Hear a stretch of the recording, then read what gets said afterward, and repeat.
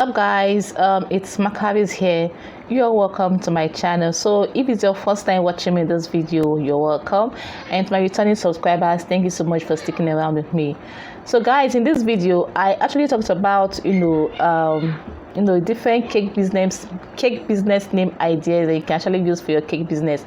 Let me just say, for those that are starters or a beginner in this business and probably you don't really have a name yet, or you're thinking of the name to use for your cake business, this video explains more. I shared about 23 different cake business name ideas that you can use to open your or name your business.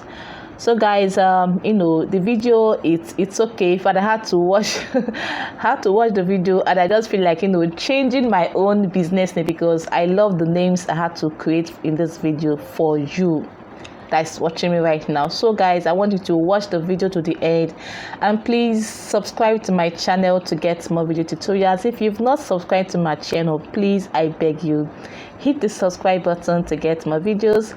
Like this video, share this video to your different social media platform, and I hope this video helps you. Okay, so you guys, if you're interested to watch this video, then you definitely need to keep on watching.